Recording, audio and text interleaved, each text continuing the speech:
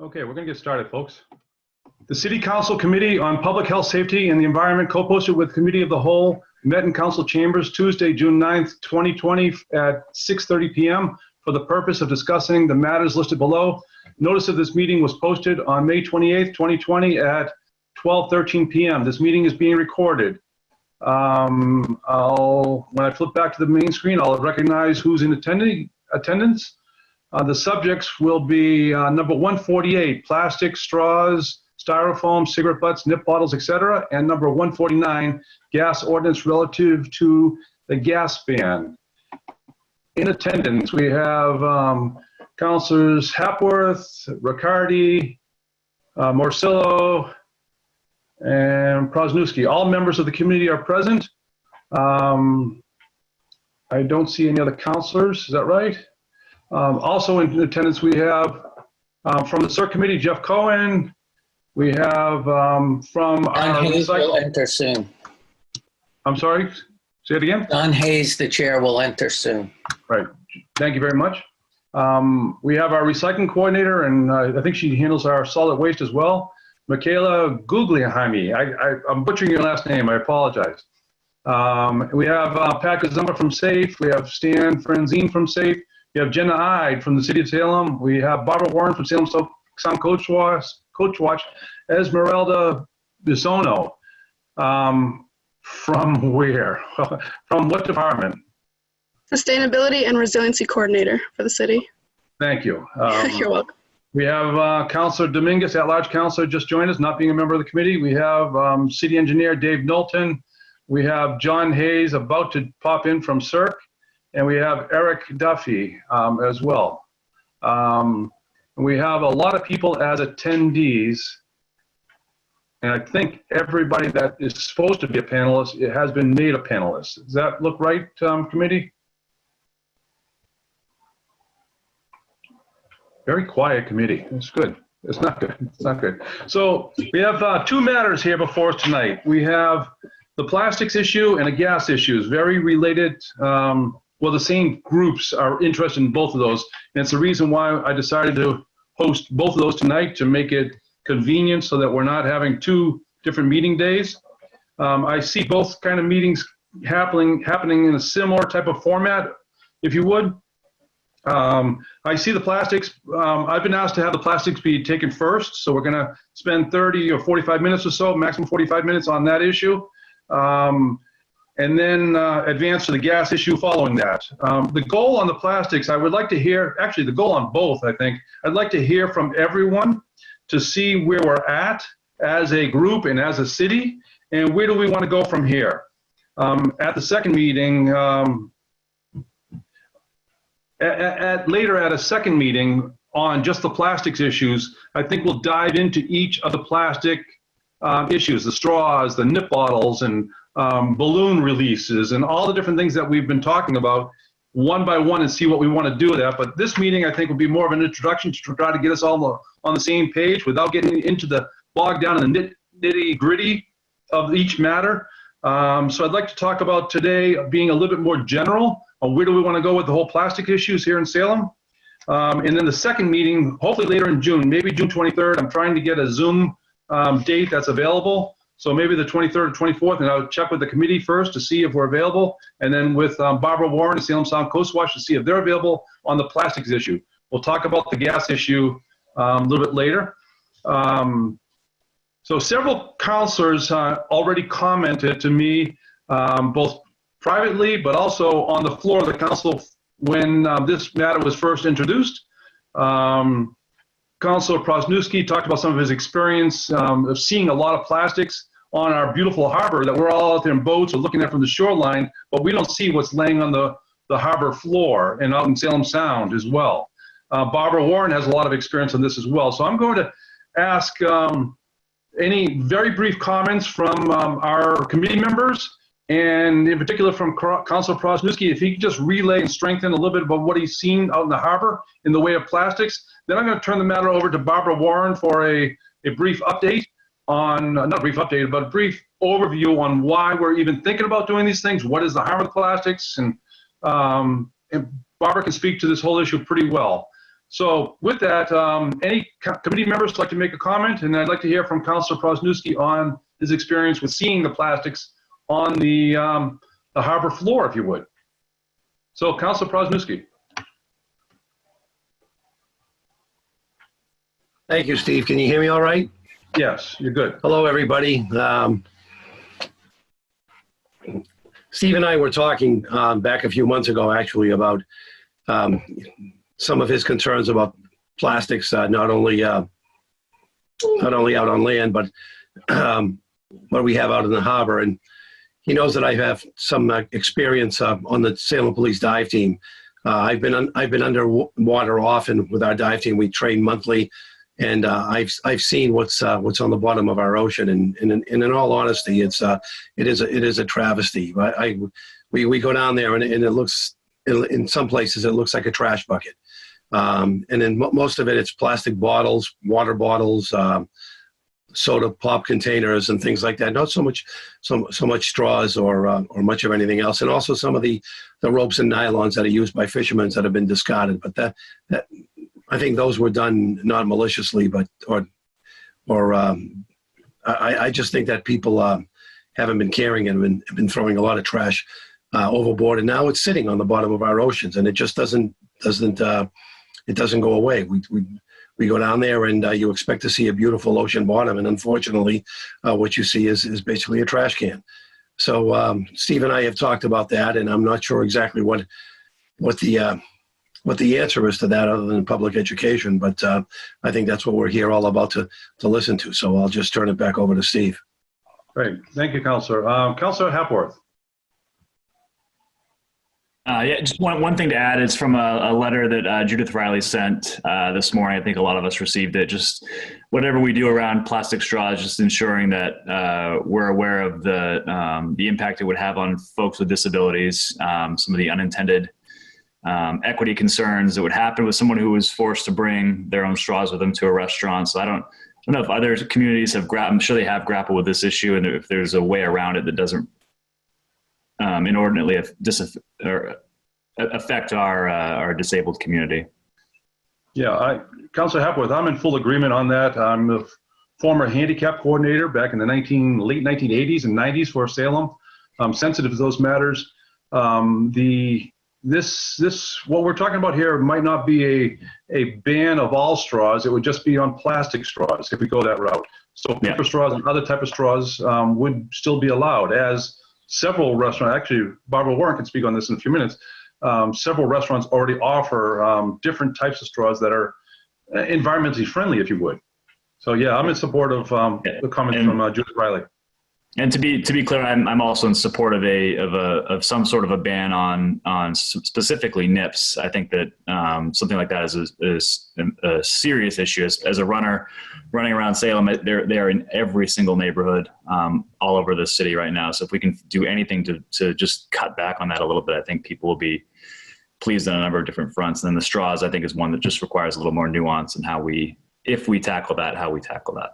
Yeah, it's pretty funny. I was out walking my dog this afternoon, and I had called Councilor Turiel from Ward 5 because he's the one that asked, when we started talking about these plastics, he brought up the nip issue. So we added that to the list for discussion for today. And while I was walking on Loring Avenue, I looked down, there's 3 nip bottles right there. But the nip bottles, as I said to the good Ward 5 councilor today, it's not a new problem. I remember 25, 30 years ago walking up and down Laurel Street from Crosby's Market, and there's a liquor store near there, but there were many, many nip bottles there quite often. I lived on Laurel Street, and I would pick up nip bottles weekly from beside my house, maybe 20 nip bottles. So it's been going on a long time, but it seems like more recently there's more of them, many, many more of them. Yeah. Any other committee members before we turn it over to Barbara with Salem stuff? Oh, here we go. Councilor Riccardi, then Councilor Marcillo. Hi, thanks. Excuse me, sorry. My else's allergies, crazy today. I just want to reiterate what has been said. I agree. This is definitely a good issue to tackle, and being right on the harbor, something that we can see both on the ground and underwater. I also want to reiterate what Councillor Hapworth mentioned in regard to Ms. Riley's email. And I don't believe a replacement of paper straws is necessarily a good solution. So we just want to make sure that we keep our options open when we're discussing that topic. For the nip bottles, I was trying to find out what the update was. I know there were a few things going on in the State House in regard to a refund, a deposit on the bottles, which I think might be a good solution for some of the litter, because if you could pick them up in small and you can carry a lot in those bags and bring them back to the refund centers. So it looks like it was back in front of the House in January. It doesn't quite look like it came up for a vote, but I don't know if anyone has a status on that or what thoughts are around that. And I'm interested in hearing what everyone else's thoughts are. Thank you. Thank you. Councilor Marcillo. Thank you, Mr. Chair. I'll sign on to the plastic straw discussion. I think that needs a lot more discussion as far as disabilities and what would be appropriate, if any, instead of a plastic straw. The nip bottles, I'm 100% in favor of banning them completely. I do not want to wait for the state to come up with a deposit because I don't think it will ever get passed for nip bottles. The industry is pushing back really hard on more deposit bottles. So I would just say ban it now, and if they ever get around to doing it, fine. We can come back and look at that. I don't know how we would ever regulate cigarette butt litter. I am 100% in agreement that it shouldn't be there. I just don't know how we could ever legislate anything on that. It's just too pervasive and too small. And then, I have to look at, if this was 6 months ago, I'd be gung-ho on banning the styrofoam and the, other things that you find at restaurants and carry out, but I have a hard time backing it now if it's going to hurt our local restaurants. I think that anything we do, we're going to really need to work hard to find other solutions that are cheap enough for takeout for our restaurants. And I hate to say that, but I really don't want to impact their bottom line any more than we have to as far as regulations. And so that's kind of where I'm coming from right now. Like I said, if it was 6 months ago, I'd say, yes, ban it all, use compostable containers. But now I'm very worried about that. Yeah, I'm in agreement with you. Thank you for those comments, Councilor.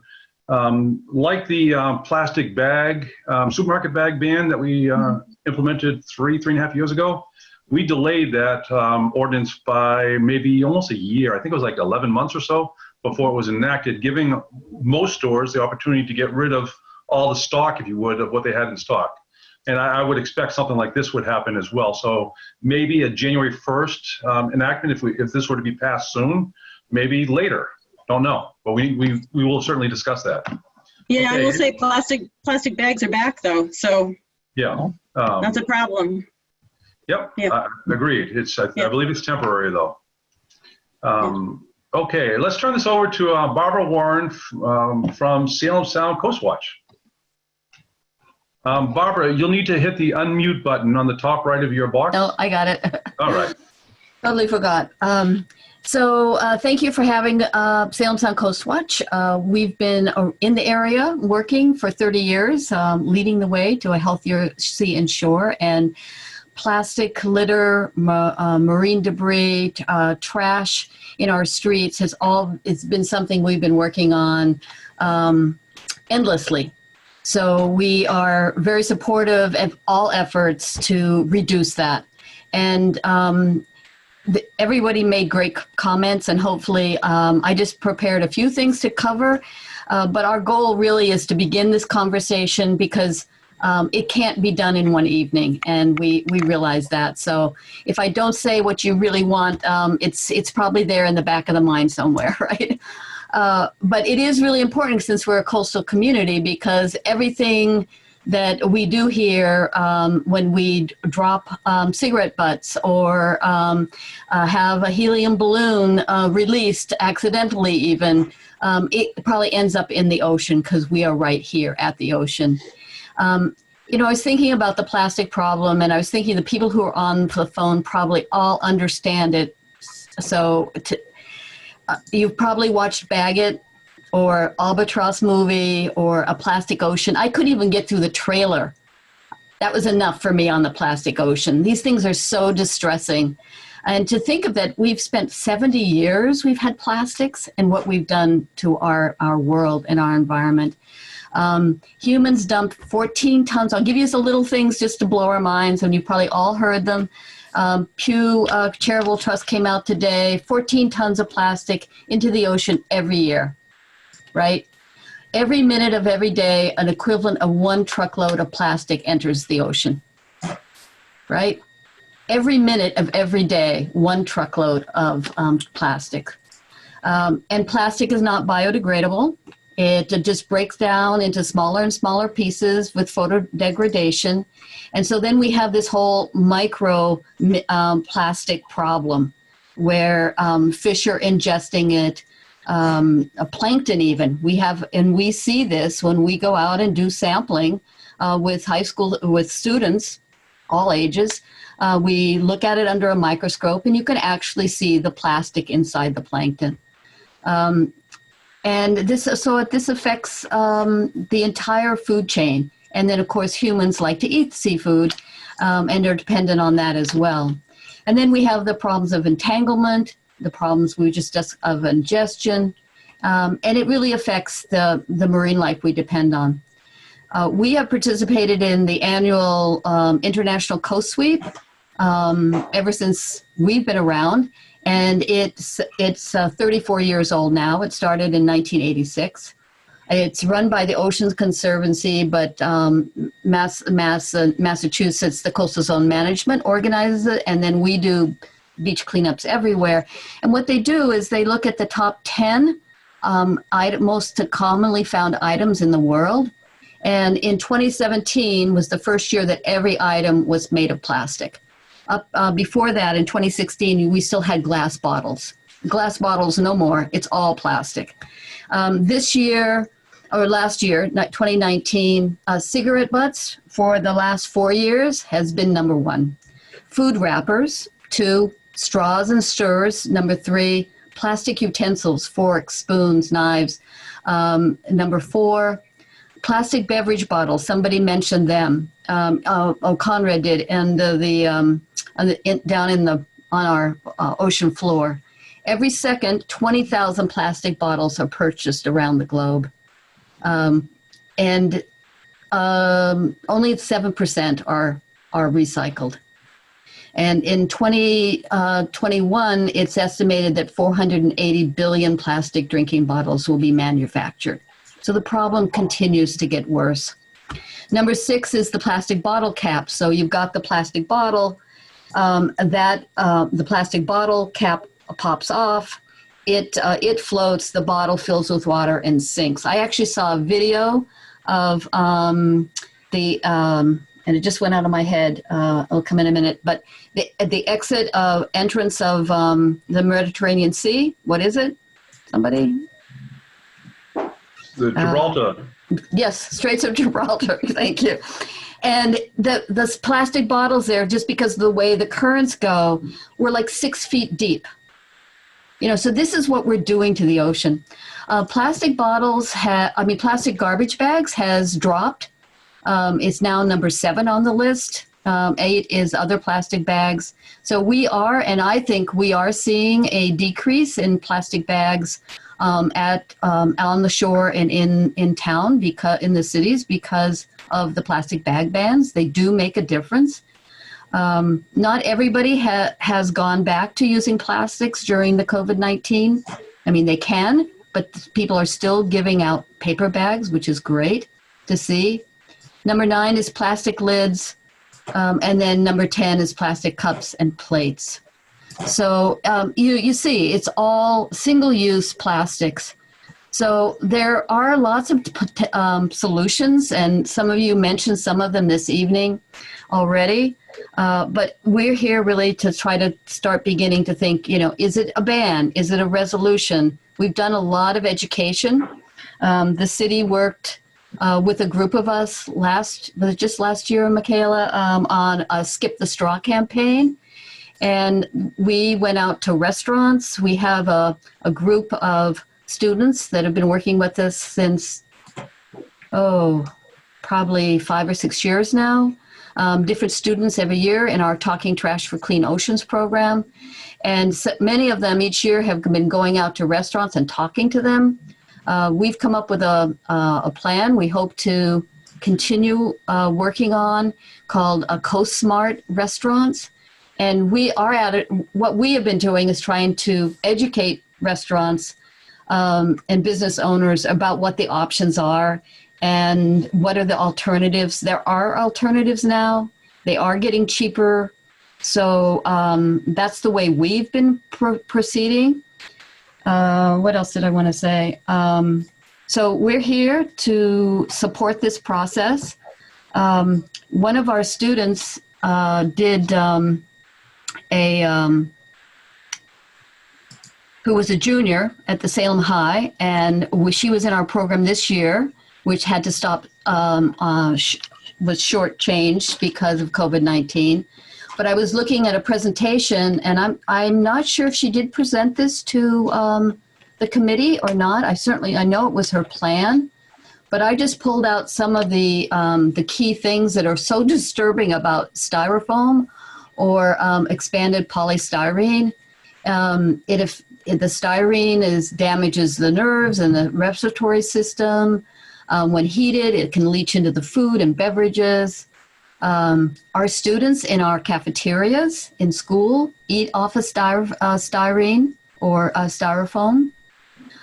People who manufacture this are exposed to this dangerous hazard. And all trash in Salem is incinerated, which releases these toxins, which can, the Illinois Board of Health said is linked to kidney and liver damage.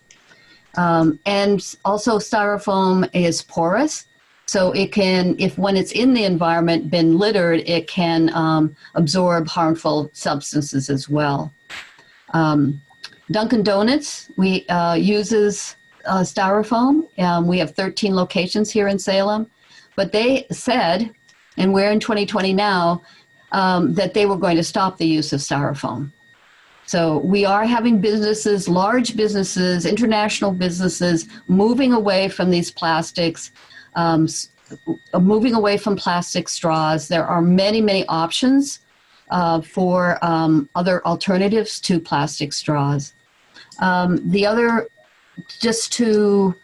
It was interesting because when we were working on the Skip the Straw campaign, the issue that several of the counselors brought up this evening about having unintended consequences and making it difficult for people who have a disability or disadvantage to get the straws that they need for medical reasons. This came from the Gloucester Times, which Gloucester has passed a plastic straw ban, and it's not going into effect yet. I think it goes in, I can find that out in a minute. It goes into effect in January. I wanted to read this quote because I had never heard this before, but they had said that, and I'm quoting one of the interns that Seaside Sustainability had. They showed compostable and plastic straws. This is one of the Gloucester counselors said this. The interns showed compostable and plastic straws, and you could not tell the difference. So people do not have to use paper.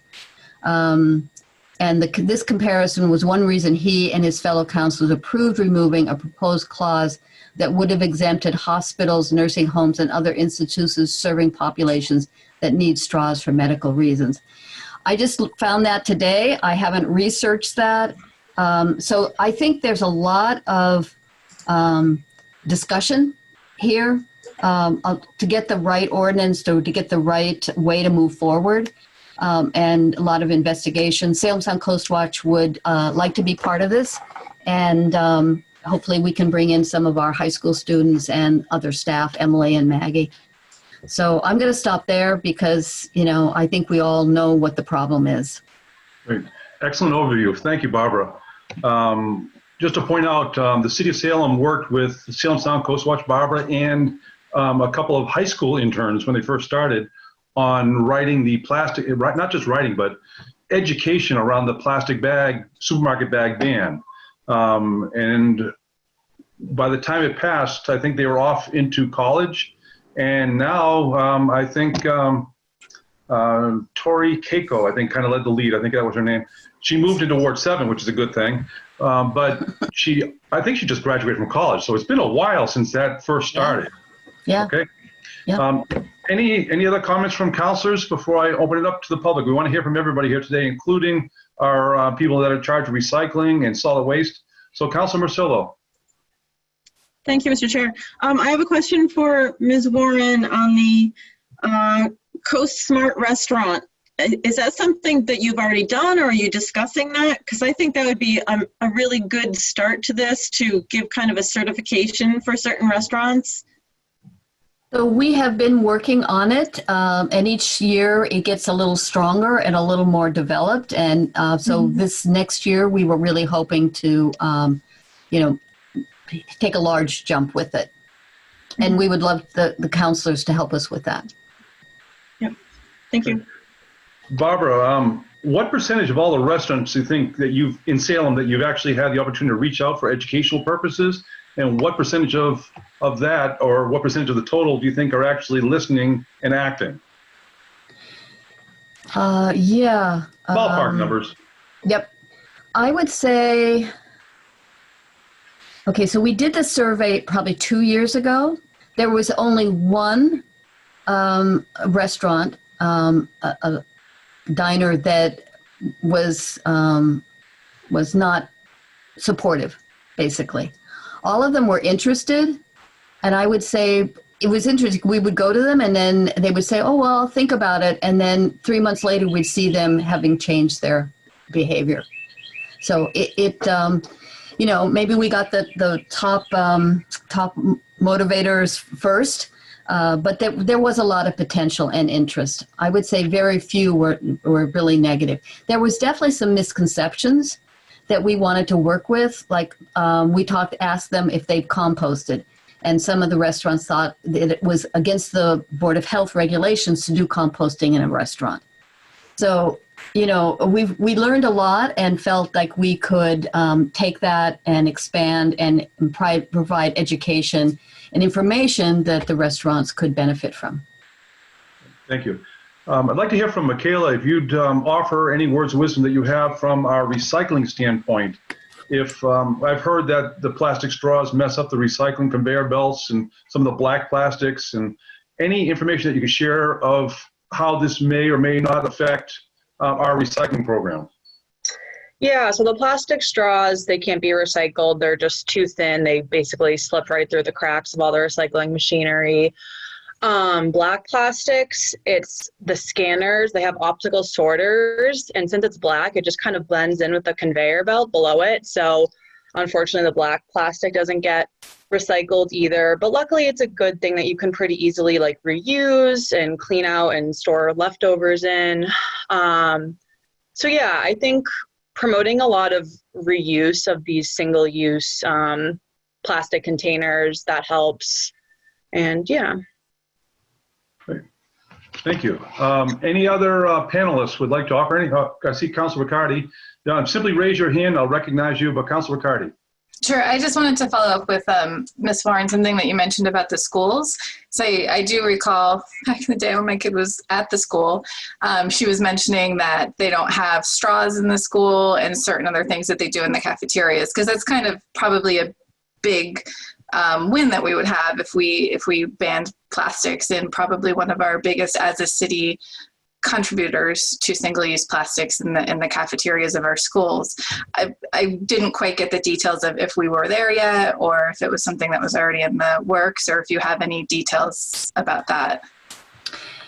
Yeah, so this came to our attention 2 years ago now, and we have been talking and working with the schools. They're interested in changing what they do, but it's always been sort of an issue of budget. So, nothing, like I said, nothing is simple. It would be great just to ban everything and just say, okay, now we're going to go do something else. But there are unintended consequences. And right now, they were looking at how, well, now no one's in school and it's a totally different situation. So I agree with Councillor Marcello that things are different with COVID-19. It's not always going to be like this. So it might be a great way to, prepare and say, okay, we can't do it this minute, but, in 6 months, in a year, where do we want to be in this? But I think it is something that the city has to address, because if you say, okay, we're going to ban styrofoam in our restaurants, and then they come back and they have it in the schools, Exactly. So it is an issue that we have to address. Great. I have Jeff Cohen. You're on Jeff, mute. you need to unmute yourself. Yeah, I know a little bit about recycling, but I defer to Barbara and Michaela at this point. To Barbara's question, I much prefer a ban with exceptions to address what Councilors Riccardi and Hapworth said about people with disabilities. A resolution is just a wish, and we don't have time to wish for things to happen. I do want to address one thing. I respectfully disagree with Councilors Masillo and Dibble about the styrofoam. Styrofoam is really the one plastic that is not recyclable at all now. There's no place to send it. There's no facilities. We used to have them, and they used to show up in Peabody. They're just horrendous, so they have to go in the trash. As much as reuse, to Michaela's point, and redesign are better, we need to focus on that. If it's a black plastic, someone can reuse it. And I do believe that if we educate the restaurants and work with them, maybe they can bulk purchase compostable, takeout stuff, straws, things like that. Thank you. Thank you. Jenna. Yes, Jenna. thank you. Thank you for inviting me. And I just want to make a couple points. And I think as we move forward, I think this is great. And, I live in Salem and work here. And it is heartbreaking to see all the trash. And it's heartbreaking to see the videos. These things impact our daily lives and all our kids. And they affect our community and how we think of our community and directly our health.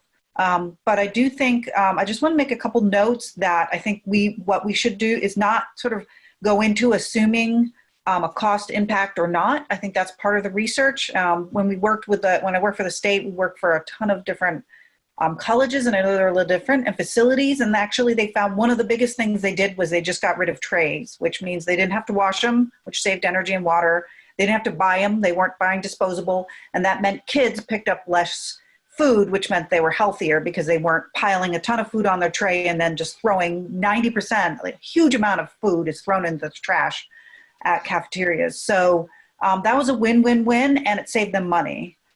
So I think there are ways, many of these products actually can save money. There are ways by just having the concept of asking, sort of pulling for the product. For example, for straws, I've seen some communities basically you can offer a plastic straw, but it's something you request. You can have a sign up, if you want this. Just like bags, some stores now will say, do you want a bag? So that those simple transitions actually save stores money. Just like hotels now say, if you don't want us to wash your towels, that's fine, just let us know. Those all save them money, and they save the environment. So I think there's a lot of opportunities for us actually to look for opportunities to save money and save plastics. And I know there's a lot of research involved. And I also think it's just one of these things that it's really important for us to just keep our open minds, because the technology and the industry does change. And I do think I work a lot more in the energy side and, even with recycling, but the same thing though, things change. And so something that we thought may not have been, somebody has a paper straw once and it doesn't work and they're like, this is horrible. But technology changes and innovation, and so we're actually able. You can relook at things all the time and find out the price might have dropped. They got a better product. There's a better way to do it that people find. So I really, really glad you guys are doing this, and I think any ideas that we get from people and people who other communities they know about or products, I think it's great. So I really congratulate you guys doing this, and keep an open mind as to how we can make this work. Thank you. Okay. I was looking at the, thank you, Jenna. I was looking at the attendees, and we had one person with their hand up, but I was ready to call on them. They left the meeting, it looks like. Oh, sorry. John Hayes. Sorry, Hi. that was actually Shelley who I promoted into. She was supposed to be a panelist. Sorry about that. Oh, thank you. Shelley, you can. Yeah, hello, everybody. Turn on. Thanks again, Councilor Dibble, for, pardon me? Go ahead, John. Oh, Sorry. thanks again, Councilor Dibble, for letting us participate. Am I coming through okay? Yes, you're okay. Oh, okay, thank you. I just want to say I support this. Thanks to Barbara Warren for her nice summary of the issue. I agree also with some of the other thoughts about that if we do this, it needs to be a kind of a integrated approach so that we don't have straws in the schools, but we have a policy for restaurants. It's got to be a unified approach across the city.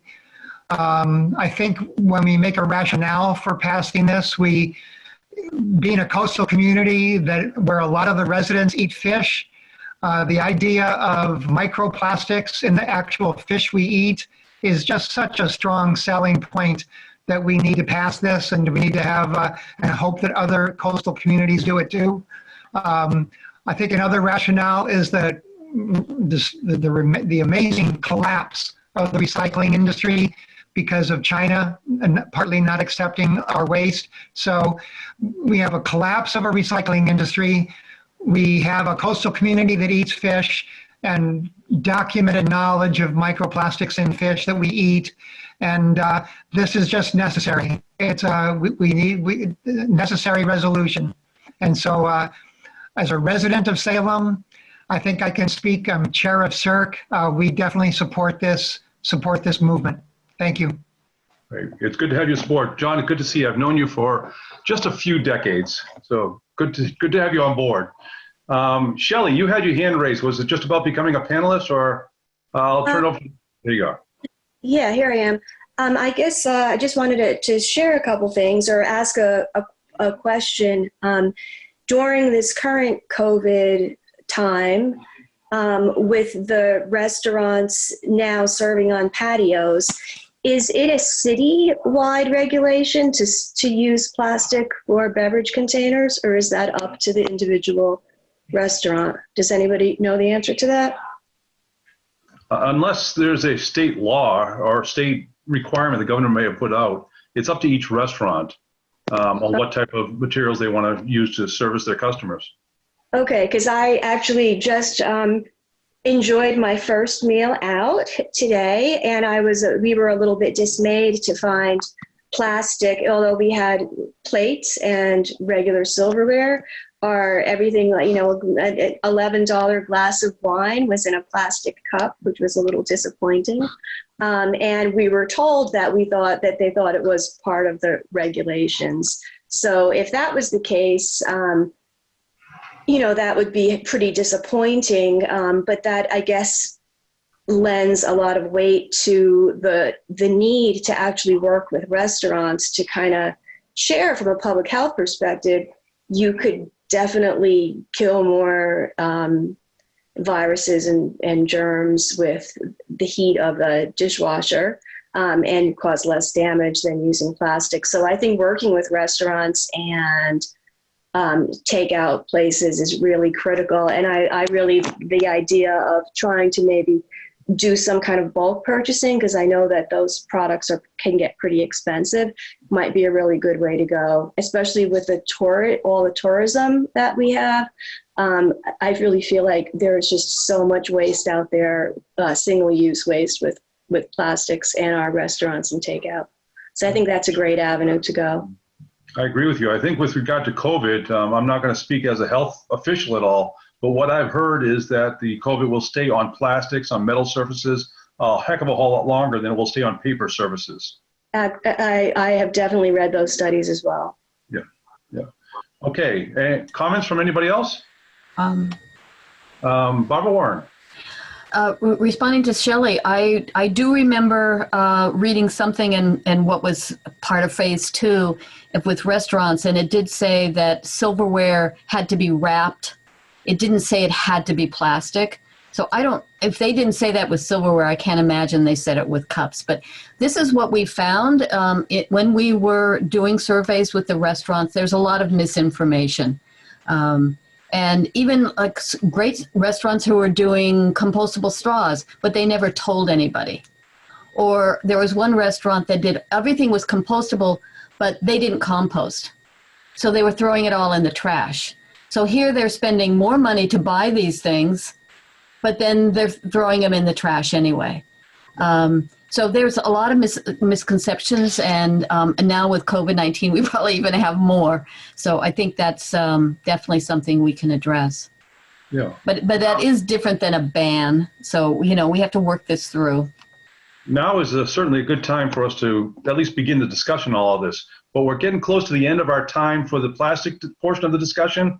I have Pat Gazumba. I just wanted to say that I think one of the things that we might think about engaging in as a city is educating people about bringing their own containers for takeaway or for leftovers to restaurants. I know I'm trying to retrain myself about that, having just succeeded about reusable bags, well, not having just, but having succeeded about reusable bags. I think now is a time for us to think about ways that different environmental groups in Salem can start educating people about bringing their own containers to take away leftovers. Yeah, agreed. I see Conrad, Councilor Prosnewski, sorry.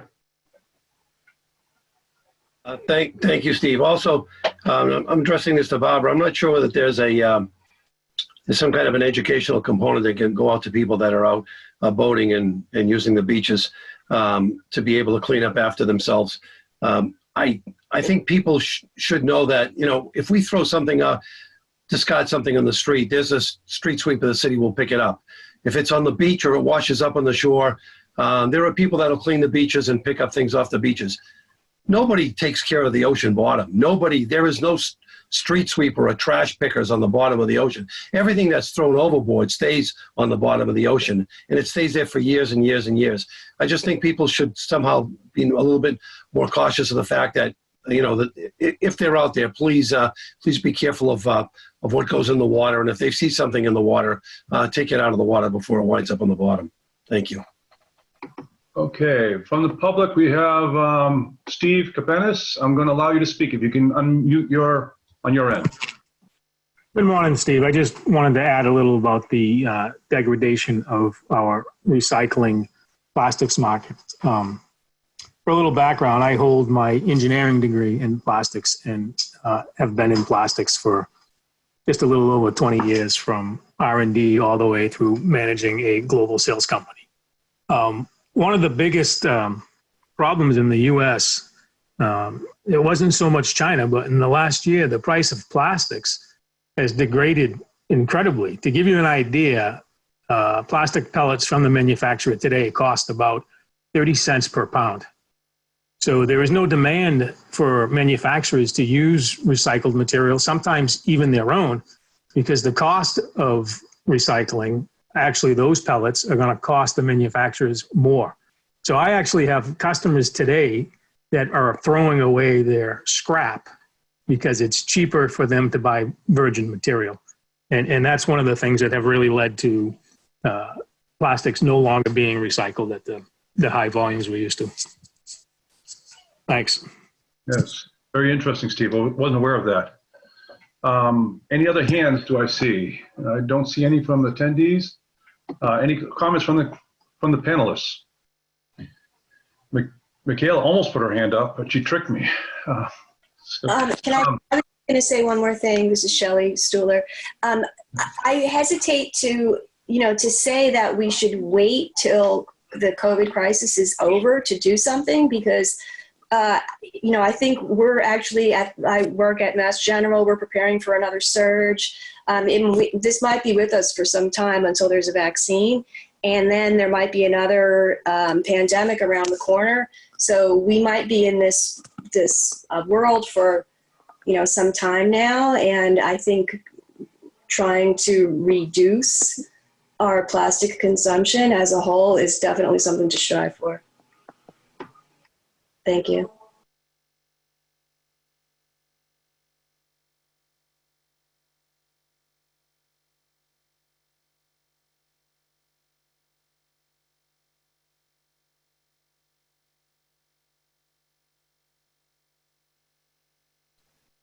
I think Steve just got kicked out. I got kicked off, but now I'm back. Can you hear me now? Yeah, you're back. Go ahead, Steve. That was really odd where Shelley, I thought the problem was with Shelley's end, but it looked like it was my end or both of ours. Shelley, where you left off, I heard was that we should not delay. And then I lost you, but I also lost myself. Oh, I was just saying that COVID might be with us for a while and there'll be another pandemic around the corner. Speaking as a nurse, and reading some of the studies. So I don't think we should delay. Yep, agreed. Councilor Dominguez, I see your hand up. Thank you for allowing me to speak, Mr. Chairman. And, this is very great and important discussion. I just wanted to add to all of the comments that if we encourage the companies to move forward and try to bring some solution to the issue of plastic, there are some companies already working on it. I can say that from personal experience. My company where I work with, they created a reusable straw, and they distributing to everyone. Not only were they based in New Jersey, but they actually distributed all over the United States.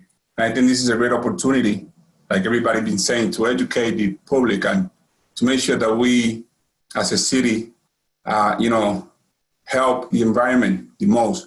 But this is the good example that can be done. I think this is where everybody is, at the end of the day, is working and need to be working as a company. So if we can continue to promote this, it will help a little bit. I just wanted to add this little thing. Thank you. Yep. Councilor Hapworth. Thank you, Mr. Chairman. I just wanted to echo, I guess, Pat's comments around the encouraging people to bring their own takeout containers. And I just wonder if, and I know as a community, we can be very good at the shaming aspect of like, make sure you do this because we're going to shame you if you don't. I wonder if we could either start some sort of a social media campaign or something around that, just around remember to bring your own containers. I think people would be, some people may not like it, but I think there's, people just don't think about it. I don't think about going to a restaurant and bringing something with me. And I think that it's a habit that we could easily probably build. And I also wonder if there are examples of communities that have done short-term, I guess, styrofoam container bans or just takeout container bans in general within restaurants, and what the response to that would be to say, if you want to bring your leftovers home, bring something with you. It may be, I guess, a money saver for our local businesses and then also an environmental win. I don't know if there's examples of communities that have done that or not, though. I'm not sure. Barbara Warren. So I haven't heard of the last thing you mentioned about, you have to bring your own or you don't get to take it home. I support what Pat and Councilor Hapworth has said, but right now you're not allowed to take your own reusable bags or your own containers because of COVID-19. So again, this will change, we hope. But I think we have to look at the big picture and, maybe have multiple ways of progressing. So I look forward to working with more of you again at the next meeting, where we'll try to come up with maybe some different ways that the other towns whether it's a ban or whether it's an educational program. Maybe we can sort of list those out for the next meeting. Okay, thank you. I have John Hayes, and then I have Councilor Marcillo. It's very quick. In terms of an education campaign or working with restaurants, I would be totally willing to pay a nickel or a dime for a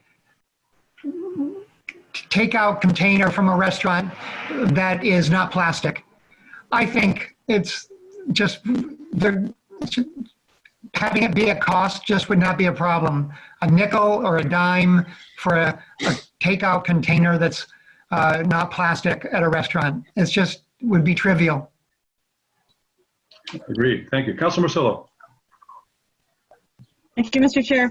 I think these are great ideas on moving forward with this. I just want to make one point clear. I'm not sure when I ever said I was pro styrofoam.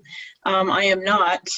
I am completely in favor of banning these things. I'm feeling sympathetic to the restaurants, and I want to move forward in a really smart way where we're not putting more burden on them. If we can come up with ways of doing mass buying for all restaurants and having, getting a reduced price that way, that's great.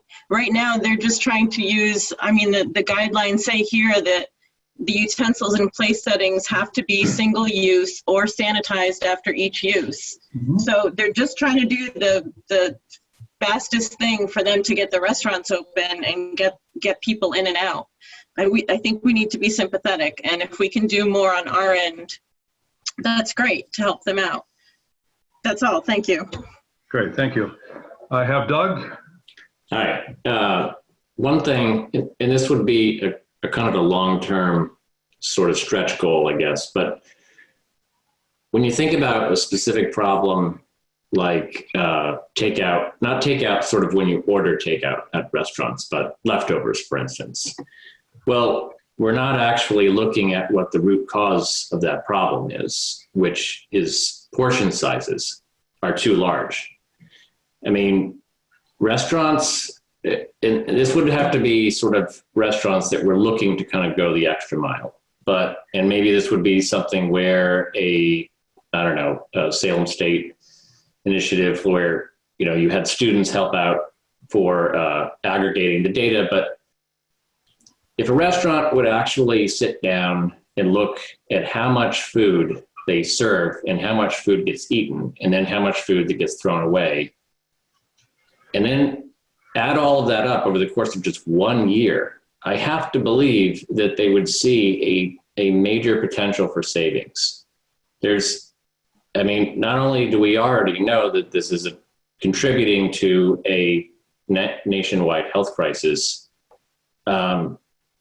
it's also just, it doesn't really make economic sense. I know that a lot of restaurants sort of seem to think that large portions make happier customers, but is that even something that's ever been tested? Has that ever really been, looked at, or is that just sort of an unquestioned assumption?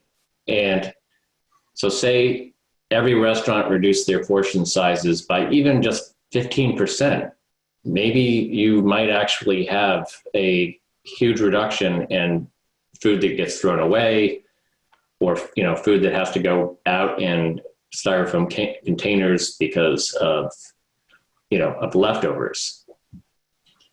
So that's all I wanted to point out. I agree with you, but that's a really tough one to sell, where restaurants really want to entice their customers to come in. Just look at any buffet. Oh my goodness, the amount of customers that they get, the amount of basically overeating that happens there. That's a whole nother topic. No doubt.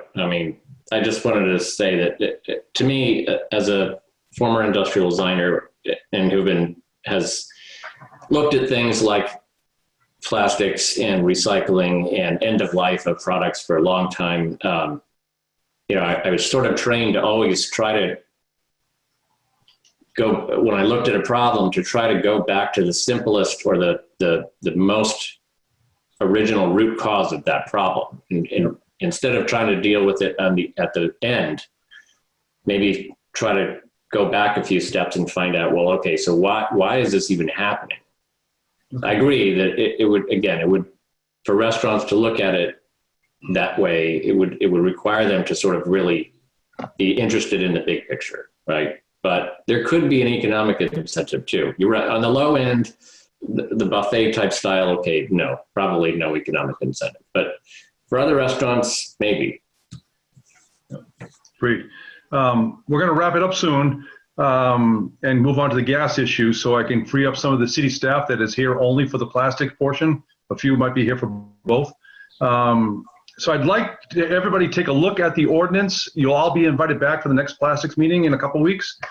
Take a look at the ordinance. It goes beyond just restaurants, and we've been focusing more on restaurants than anything, but we also talk about, I don't have the list in front of me, but it was straws, it was helium balloon releases, plastic balloon releases, it was single-use containers, it was nip bottles, and there were quite a few different issues on the list, and we can add more to it. So come back with an open mind in 2 weeks, take a look at that ordinance, and let's get into the details of that and see where we go forward, whether it be a resolution immediately or an ordinance or both, okay, or nothing. Everything's on the table. Hopefully, though, I'd like to see some action come out of this committee fairly soon so that we can take, and considering COVID, I hear that loud and clear, but take some action fairly soon to have Conrad feel better about what he sees in the bottom and what Barbara Warren sees in the bottom of Salem Sound, Salem Harbor, and everywhere else on this planet. Okay, with that, any last comments on plastic before we move on? I'd like to thank the staff for being here, and Michaela, thank you for your comments. If you'd like to stick around for the gas, you are more than welcome. So I'm going to move on to the second issue, is on the gas. I don't have it in front of me, but I read it at the beginning of the meeting. So with that, I've asked the Salem League of Women Voters to join us. I think Judith Riley is here. Sorry, excuse me.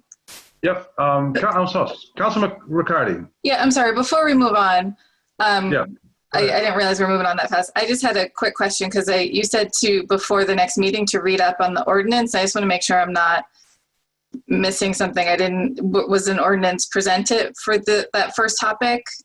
Yes, I'm sorry. No, a letter on the plastics, a letter was submitted by Salem Sound Coast Watch, and no ordinance on that one. You are correct.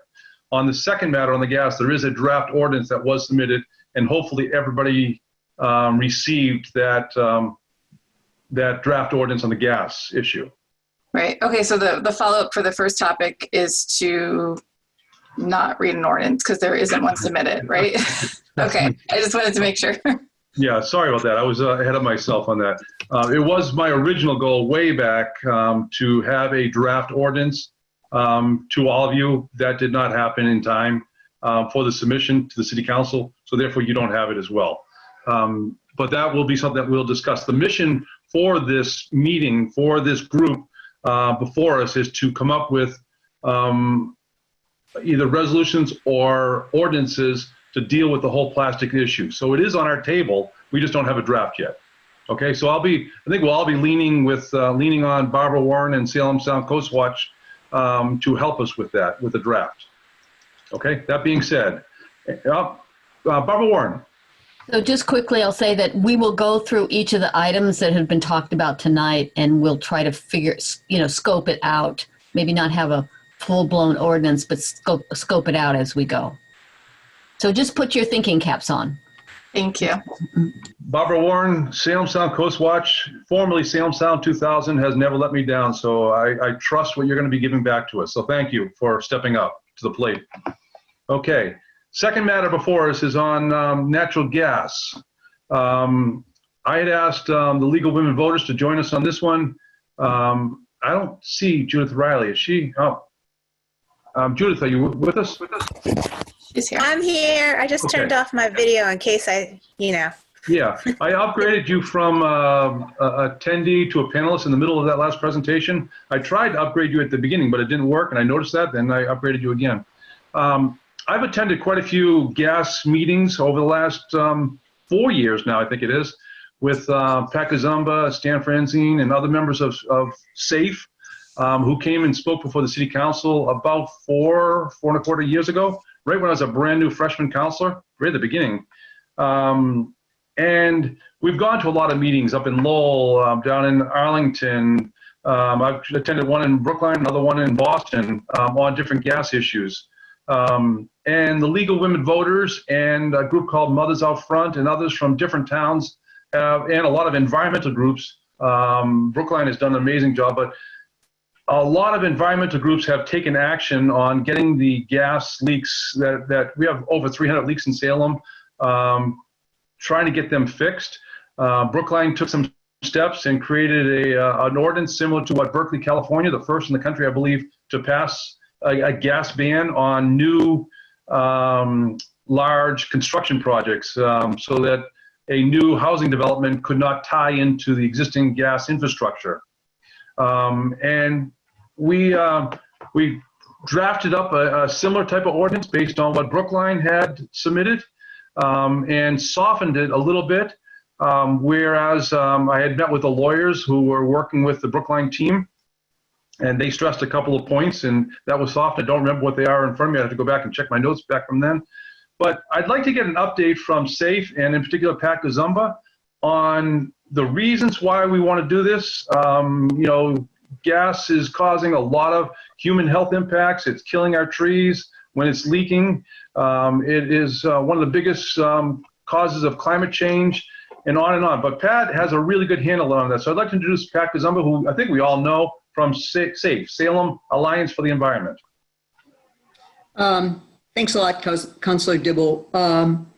You've been a great ally working on this whole project ever since SAFE went to a Lorax meeting, and we presented some evidence about gas leaks killing trees. And I think that captured your imagination, and it captured the imagination and interest of a lot of people in Salem.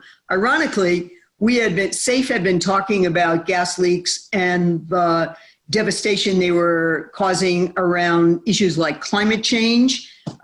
We also talked about, prior to that, we talked about gas leaks and how we pay for the gas leaks, but how we pay for the gas that is leaked out into the atmosphere, the methane in particular.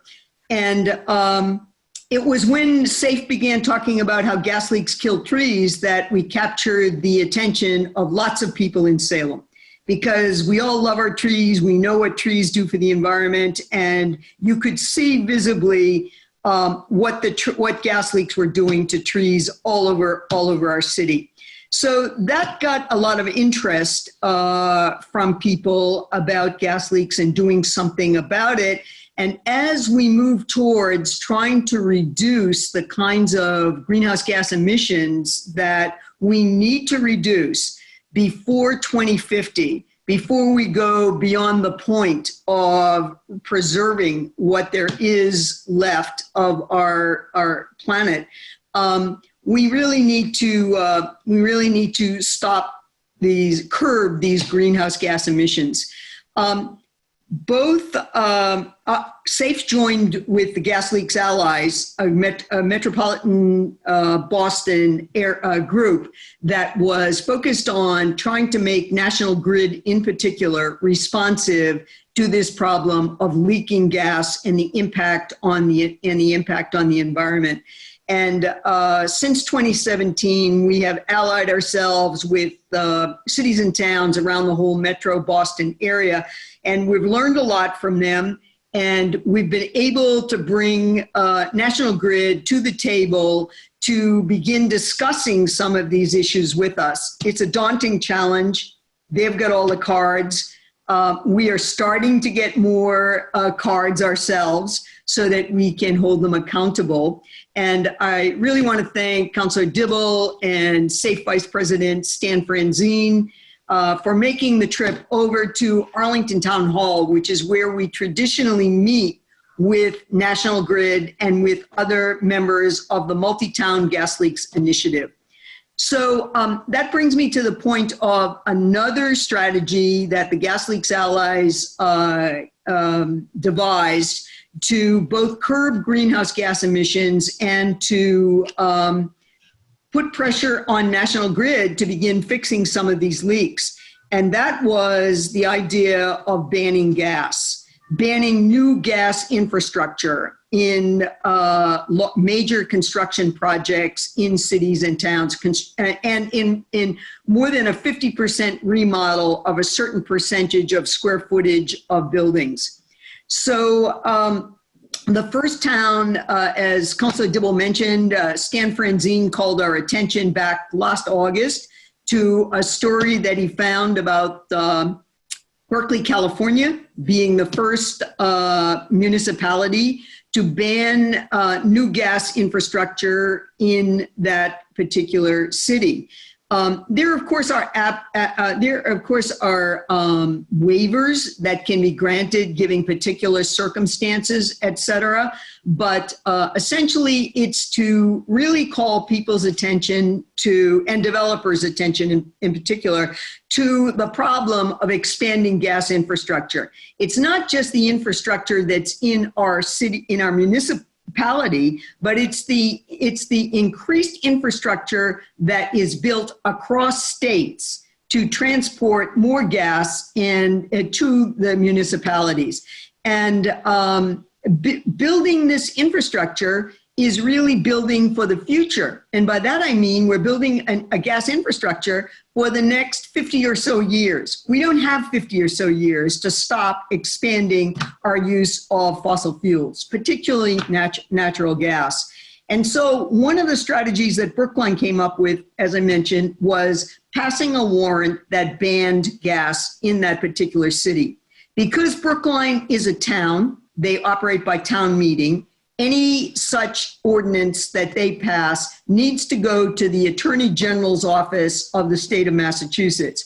I mistakenly felt initially that National Grid had sued Brookline, but that is not the case. Brookline is just following the protocol for a town that passes an ordinance that will then need to be vetted by the Attorney General. The Attorney General has not yet ruled on the Brookline ban. That is expected to come down sometime the end of June or beginning of July, a ruling about the legality of the Brookline ban.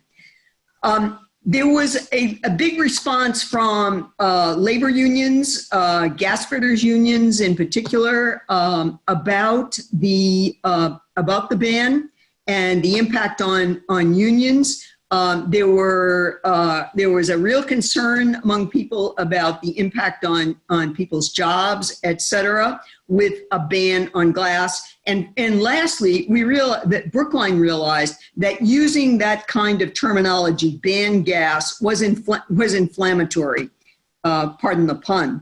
And so what we realized was that instead of touting a slogan like ban gas, we started to think about slogans like a plan, not a ban on gas, but a plan for gas. And that's the mantra that we're operating under now. We need in all our municipalities to develop a plan for gas. And in reality, if we want to save the planet, we've really got to eliminate large percentages of those greenhouse gases that we are now emitting. So to that point, earlier, prior to the Brookline gas ban, Councilor Dibble had introduced a gas ban ordinance in the city of Salem, which a number of us counseled him around, holding off on it to let municipalities like Brookline go first. And if they got sued and they actually end up incurring large legal costs for this ban on gas, that Salem could dodge that bullet, that we could let some other town that was not, certainly not an environmental justice town, and certainly not a town that had the economic restraints that Salem has, to go first and see what happens there. So that's sort of the point we find ourselves at now, is that we're waiting for the decision from the Attorney General's office. When that comes down, we will then wait to see if National Grid will sue the city of Brookline should the Attorney General's office approve what they did. It's an open question right now.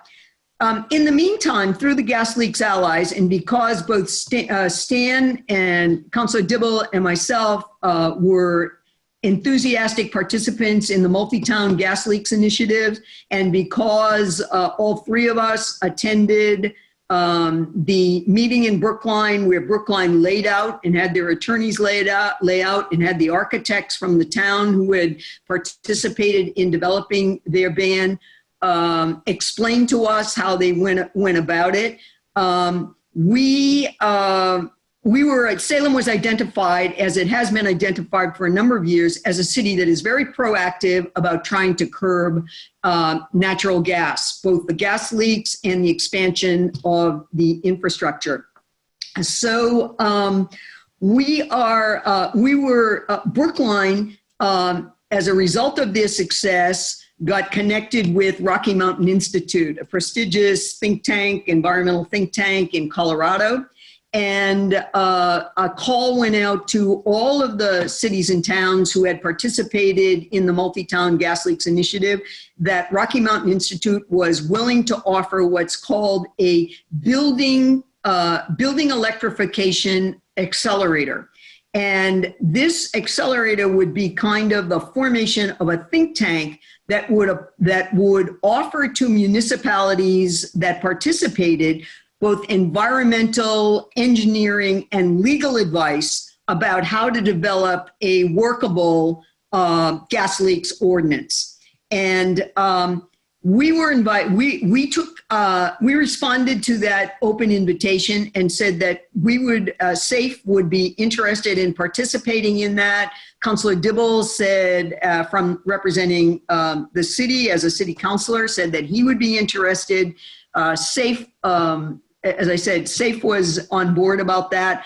I went in November to the CERC committee and explained to CERC that this ban had passed in Brookline, and that we were considering submitting something similar to that, again, with Councilor Dibble being the person submitting the ordinance to the city.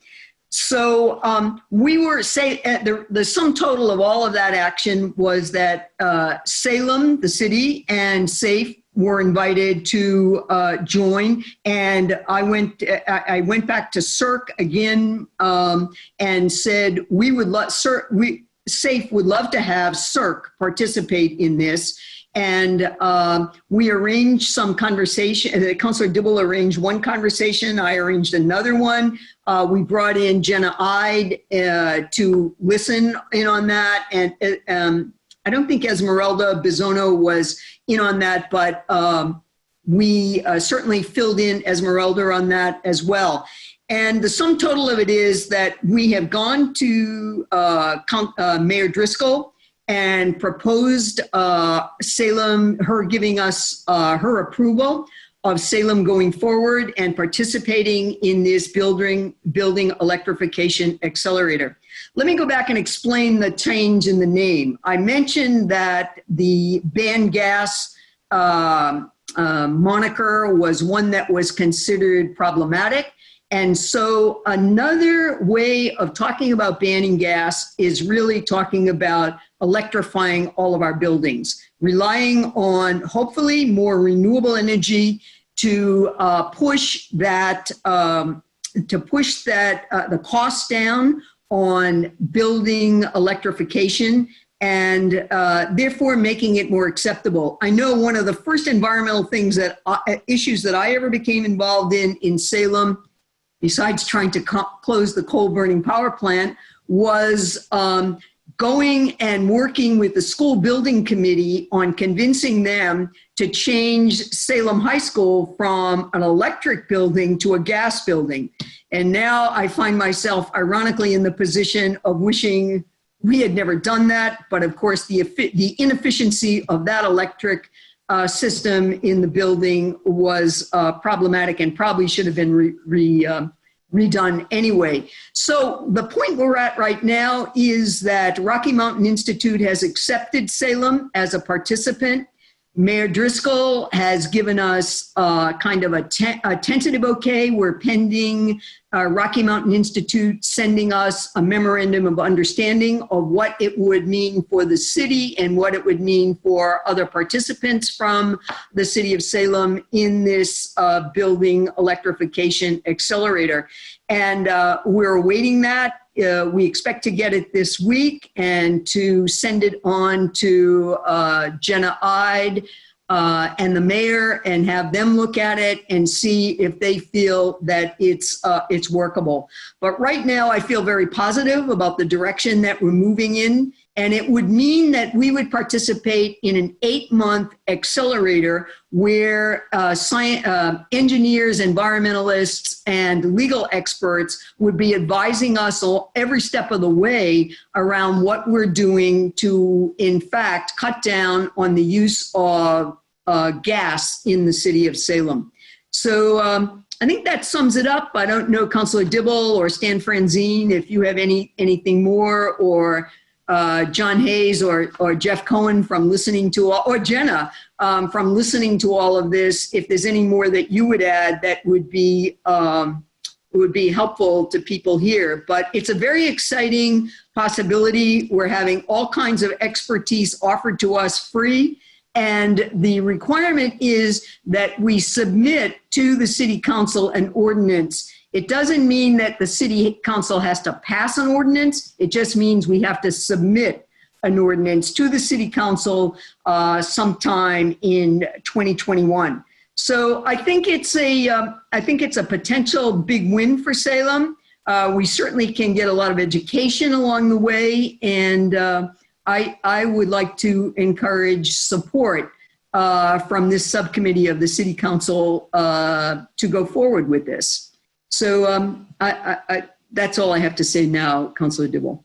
God, you must, I don't even think you read from notes anymore. You just rattle, you're so involved in this, you probably just rattled off that whole list from memory.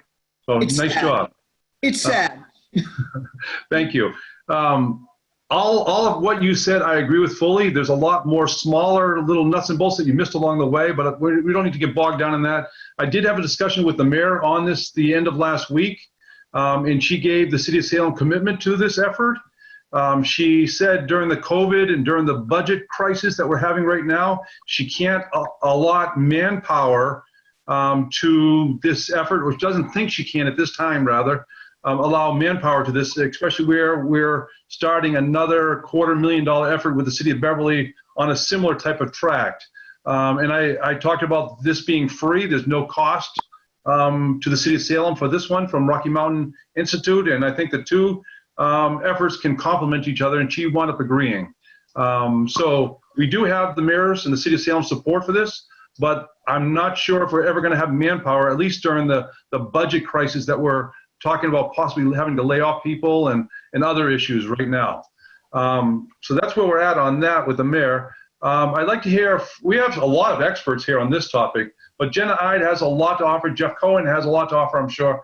So I'd like to open up to everybody here, counselors and everybody else that are panelists. We'll treat everybody equally on this one. Let's go forward. Any hands? We have Jeff Cohen. And then John Hayes next. I do want to first apologize. I have to leave at 8 o'clock, so thank you for letting me go first. And I think this is a really good group. Maybe we have enough people hours with people on this call to put something together. Basically, it's about research and getting the legal information that we need. You know, we are, according to many, the second most endangered community on the North Shore to Revere. We have a lot of issues with resiliency, and most of the vulnerable areas have, or many of them have, the most marginalized people. People can't afford to, you know, get out of Salem or make their house more sustainable.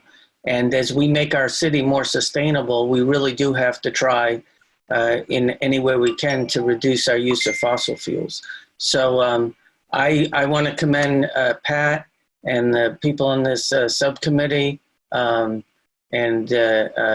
we've had a couple of presentations at CERC, and I feel like once we have the information, we can develop a plan that will be a productive one. Thank you. Thank you. Who did I call in second? John Hayes, I think. Yeah, hi, everybody. I also want to commend Pat and SAFE and her membership of SAFE for their just diligent continuing efforts on this. I also like the idea of not calling it a gas ban, something like a plan for municipal gas infrastructure. Something like that is because really, it's really what it is. It's a plan for municipal gas infrastructure, and then to educate the public and the city regarding the rationale for it. I'll stop there, Steve, because I have specific things within the ordinance that I can contribute to, or there's a couple of things in terms of the science that I need to correct. So I can do that when we get there. Thank you. Okay, great, thank you. Jenna, I, then Doug. So I'll just speak, we've talked about this off and on with the committee a couple of times, and then internally, I think just the staffing is just, there's a huge workload with Esmeralda and I and this climate change plan and a bunch of other projects that are moving forward. So, but I think a number of members of CERC did step up. I know Pat has and you, Steve, have. So I think, committing to training and learning, I don't think is a hard lift. The ordinance, I think, because they're being open-minded, I think we will be able to get something that is hopefully workable and can be passed, but also, understanding that's not the requirement. So I think talking through the mayor is just, we have our expectations of what we can do. But I think with help from volunteers, and I think with not too much expectation out of staff as far as what their lift will be, particularly in this next year, though this sort of year follows for like a whole year. So I just want to mention that. And the other is, I think, as I agree with John Hayes, I think it's more important for us to focus on reducing gas use. I think gas ban is, I'm not necessarily opposed to it. I think we just need to study it more and impacts, but I think it's more important for us to really focus on getting our buildings efficient, and particularly new construction or major renovation. I think we have a lot of opportunity. Everything we've seen in the building industry shows us, and we've seen it with one of the most affordable units being proposed in Salem, some of the most affordable being done by North Shore CDC, are going toward passive house, zero net energy. So I don't think affordability and zero net energy or not using gas are incompatible. So I think we should be, but I do think the way you frame an ordinance to make it so that it doesn't affect affordability, so it still leaves options open, and it actually has impact. It's not just about new construction over a certain size, which may be 1 or 2 buildings, but something actually that will have an impact on more of what we're doing in Salem would be great. So I think it's a good opportunity, but I do agree that we just have to be conscious of the workload associated with it. But I think RMI is a fabulous institute, and they're very well respected in their work. They've done some really, really, really good stuff, and they know their stuff. So it's good.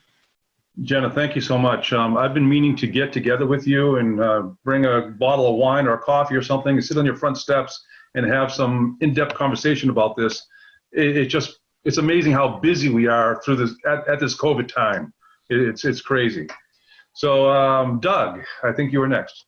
Yeah, I actually just wanted to echo a little bit of what's already been said and expand on that. One thing that had come up a couple times in the conversations that we've had is, and that I'm especially in favor of, is focusing,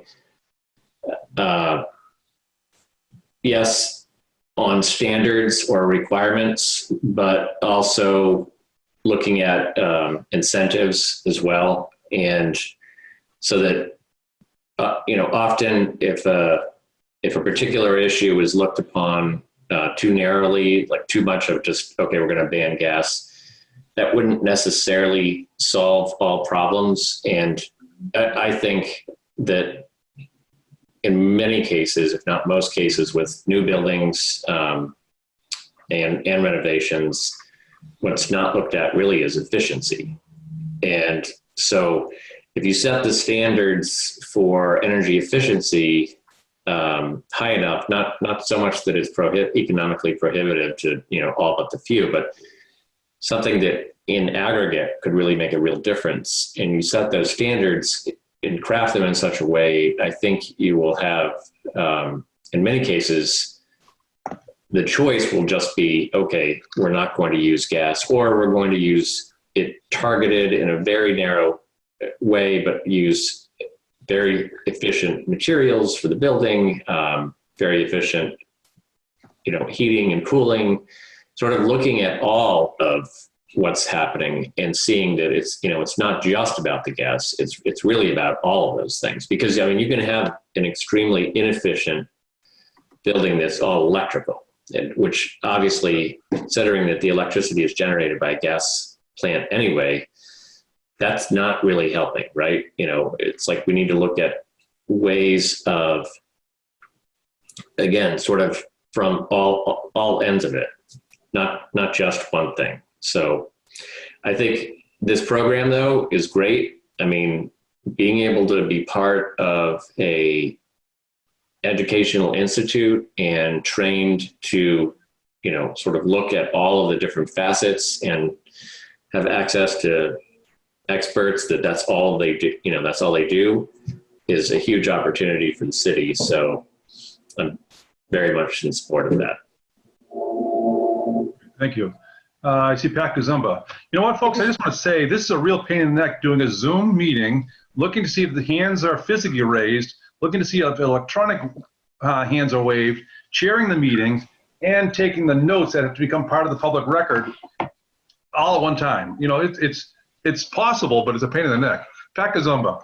I just wanted to follow up on what Doug said and to thank Doug and to thank John Hayes, because both of them, as members of CERC at the last meeting, volunteered to be part of a volunteer team. So among the volunteers we have are Doug and John and Councilor Dibble, myself, and Esmeralda Bissono, who works for the city, the sustainability coordinator, also volunteered to work on it on her own time. And I think it's kind of the spirit of Salem. We're pulling together, we're trying to make it work. I have made it very clear to Rocky Mountain Institute that we are facing a big budget shortfall in Salem, that we're an environmental justice city. I tried to hit them up for some money. I got the reply today that they weren't going to give us the money, but they would do everything they possibly could to make it possible for us to work with a team of volunteers and some minimal staff support for participating in this project. And Mayor Driscoll made it clear when I spoke with her yesterday that she likes to do a quality job. She always does a quality job.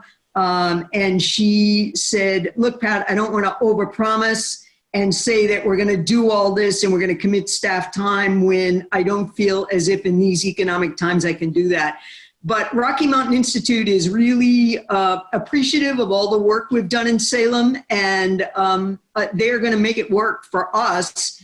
If the memorandum of understanding that they send is acceptable to the mayor and to us, I think we'll be fine, and it will be a great, as everybody has said, it'll be a great opportunity for us working with RMI.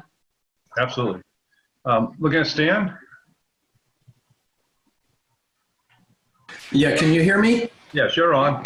Yeah, I just want to know why my hair is green now. Actually, no, I just want to say thank you to Pat for carrying the heavy load and getting this, on the agenda and working so hard in terms of developing this initial relationship with Rocky Mountain Institute. I think it's a great opportunity for the city, and I appreciate your adding it to the agenda and giving it a fair hearing. Even though this isn't really a public hearing, but fair listen. So thank you, and let me know if I can be helpful. Thank you, Stan. Well, thank you to you too. I see you at a lot of meetings. You're participating in a lot of Zoom meetings. You've been there for Salem and for the environment for a long time. So thank you to you too. Other hands. Jeff Cohen, I see.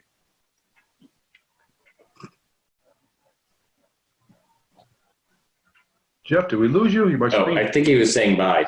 I think you were saying goodbye. Yeah. That's why we lost him. John, I see you talking, but you have to unmute yourself. John Hayes. No, you're all set. Okay. I'm okay. You're okay? Okay. Councilor Riccardi. Thanks. I just want to say thanks to everyone, especially Pat and others from CERC and Jenna, just for providing your insight. I would also highly recommend if anyone can attend a CERC meeting where a lot of these discussions happen. I've learned a lot by attending those meetings. You know, things like you can have a very inefficient building with no gas. So just, you know, different eye-opening things. They get into some really good conversations during those meetings. So if you have the time and the ability, the same with SAFE as well. And Barbara's not here anymore, but the Salem Sound Coast Watch, when they had their meetings, I think that was actually probably the last meeting I went to. It's interesting when you think about that. But I just want to thank them for their expertise and being able to provide this information. It's very helpful in figuring out what we're going to do for next steps. Councilor, I couldn't agree more with you. When I was right out of college, I had volunteered with Mass Purge for a bunch of years on the bottle bill of all things, so I'm showing my age a little bit. But I had volunteered with Salem Sound Coast Watch for about 14 years after I graduated, and absolutely loved what I was doing and the time I was spending helping Salem Harbor, et cetera. And I would strongly encourage anybody here, if you know of a younger high school or a college student that has any type of interest, anytime they mention any of this, send them to Salem Sound Coast Watch or to SAFE and let them learn. Okay. What I'd like to see from here is going forward is at our next meeting to have a discussion whether we want to do some sort of resolution, we want to do an ordinance, or both. We've had discussions about possibly doing a resolution, which well, the city of Salem could be sued over anything, but most likely would not be if we're giving some direction, asking our inspectors and our planning board and our building inspector from this committee and through the city council ultimately to give them some direction where they could recommend and request developers to not tie into the gas network and to make their buildings more efficient. But it would be non-binding. It would only be a suggestion of our inspectors and our boards and commissions. But if we worded a non-binding resolution in such a manner that it was only a recommendation, that would be a good thing to come out of this committee and to go before the city council, in my opinion. Any thoughts on that? That would be an interim type thing before we did anything more permanent. Councilor Marcello. Thank you, Mr. Chair. We could certainly discuss that. I'm just wondering if we should spend the energy on doing this building electrification accelerator project with the Rocky Mountain Institute and see what they feel we should be doing. I'm assuming that's what the point of it is they would be working with us to give us direction on an ordinance or a proclamation or how we should move forward with with whatever actions that we take. Am I understanding that correctly? Yeah, I agree with you. The discussion that we had about, that several of us had about a resolution as a first step, that took place before Rocky Mountain Institute reached out to us. It was a phenomenal meeting that, you know, our jaws basically dropped at what they were offering, and then they followed it through, and it was even a bigger and better offer. So yeah, I agree with you. I think we should hold off a little bit, but not too long. That should be part of the early discussions when we're first meeting with Rocky Mountain, the same as what we're doing here. So good point. Councilor Riccardi. Well, two things. First, I wanted to point out we do have somebody in attendance with their hand raised. So we want to see if they want to go there. And I just kind of want to reiterate, I guess, what Councilor Marcello said and what Jeff Cohen said earlier, where resolution is more of a wish. I'd rather go through the process to get the ordinance in place. And I need to pull up that there was just recently the green, totally going to blank on the name, but it was the resolution passed last year. Does someone have it? Yeah. Green infrastructure. trying to remember what it was called. It was so close. But so we did just have that recently passed. So again, I just kind of want to reiterate that I think we can continue down the path of the ordinance writing, and I'll let Jane in the audience that had her. Would you like me to unmute No, I got Jane? it. I got it. Jane, I'm going to allow you to speak if you can unmute yourself. Name and address for the record, which I didn't ask anybody all day to do this. Thanks so much. My name is Jane Rumrill, and I live at 5 Holly Street. Thanks for letting me speak real quick. I am really enjoying hearing all of your thoughts on this. And I just wanted to add that I'm really in favor of this transitioning away from gas. I think, using less of it, obviously, as a city, puts some pressure on the market. And drives down that demand. So I think that's great from that economic point of view. And I just wanted to add 2 comments. One, someone already mentioned, and I just wanted to express my agreement with it, that, if we're going toward electricity, we also have to be conscious of the sources of that electricity, especially considering our power plant in Salem is gas fired. And I think it would potentially be more impactful on the long term if this transition away from gas were also tied towards a larger planned divestiture from fossil fuels in general and transitioning the entire city over to renewable resources as the source of our electricity that we would like to transition to. And then the second comment real quick, I just wanted to say thank you for bringing up the fact that the effects of climate change and fossil fuels affect certain populations in our city more directly than others. And I just wanted to commend your commitment to making sure that minorities and people who live in economically disadvantaged parts of the city are actively included in your plans, just because, as I said, they're going to bear the brunt of the negative effects of climate change. Thank you. Thank you for that. I'll point out one example, and I agree with you fully what you just stated. Thank you, Jane. The gas leaks, for example, and a few of you have heard me say this. We have over 300 gas leaks in Salem, and the lion's share of the bigger ones are in these low-income neighborhoods that are mostly Hispanic population. Those don't seem to be getting fixed, while others in a nice single-family neighborhood get fixed a lot faster and more efficiently. So this whole issue can be challenged many, many different ways on challenged people. So we all need to do a better job on this. Okay, any other hands? Pat Kazumba. I just wanted to say, respond to a couple of things, partly what Councilor Morcillo and Councilor Riccardi were saying, that presuming that everything goes fine and that Salem is hooked up with Rocky Mountain Institute, our first meeting with them, first of the 8 months of meetings, will be on June 25th.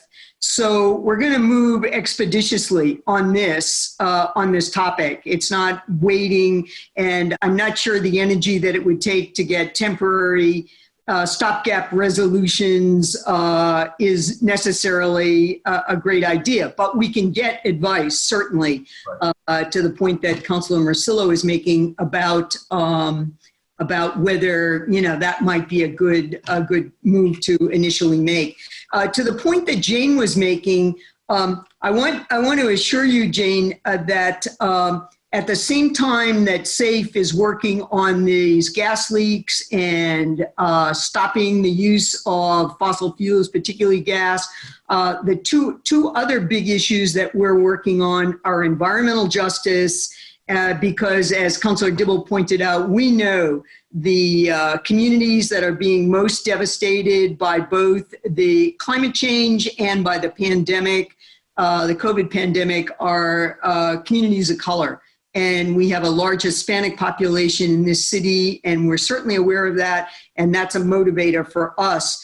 The other thing that we're doing, and there are many of us in the city of Salem who swallowed the bitter pill of not putting up a big fight against the building of the footprint power plant, was that, in fact, the footprint power plant is of all of the gas plants in New England, it is the most efficient, and the most efficient is not still really efficient, as Jenna Ide could certainly explain to you in terms of the use of gas. But one of the things that SAFE did was work very hard on the community benefits agreement, because we were thinking if we had to swallow, as I said, the bitter pill of not outrightly fighting against the footprint plan, that we had to at the same time be totally committed to renewable energy. The best source of renewable energy, the most bang for the buck, is offshore wind. And we are working, we in the community benefits agreement got agreement between the city and Footprint to set aside land on the Footprint property to build a converter house for offshore wind to come in and be landed there, and to then be hooked up with the National Grid substation. So we're thinking ahead in terms of offshore wind. We are currently, and Councillor Dibble, I'm trying to look, and Stan Franzine are involved in this, an initiative we're working with National Wildlife Federation, and with the states of Maine and New Hampshire and Massachusetts on the, with the Bureau of Energy Management, Federal Bureau, that is going to work on getting leases for offshore wind established throughout the Gulf of Maine. So we're on that topic. We invite more people who want to join in on that. We are going to, on June 25th, have a Zoom presentation by Amber Hewitt, the National Wildlife Federation offshore wind advocate. We're going to have a Zoom meeting to catch everybody up to date on where we are, where the federal government is, and where the states' governments, and by the states I mean New Hampshire, Maine, and Massachusetts, where we are in terms of that proposal about offshore wind in the Gulf of Maine. So if you're on the SAFE listserv, you'll get information about that Zoom meeting. It'll be 7 o'clock on June 25th. We'll have more details going out to you on that, and we invite you to join us with that, because we need to be working on building up our reserve, our dedication to renewable energy at the same time that we're trying to eliminate excessive use of gas. That's great. Hopefully by then, Pat, I'll be able to give you a mini update on what my son has been doing, where his company has switched him from servicing oil rigs, and he's captain of his ship. He is now, today he's off the coast of New Jersey, drilling on the ocean floor and checking the soil conditions for future footings for offshore wind turbines from Rhode Island down to New York City and then down to Virginia. So for the next 6 months, he's going to be taking soil samples in that area for a whole bunch of turbines. I guess the turbines are going to be 10 to 20 miles offshore, so you really won't be able to see them from your house, if you would. Okay, we only have a few minutes, and I have a point of housekeeping I need to do. If you don't mind me backing up for a second, to the committee members, can I see a motion to keep the plastics issue in committee? I'll make a motion to keep the plastics in committee. Okay. Second. Seconded.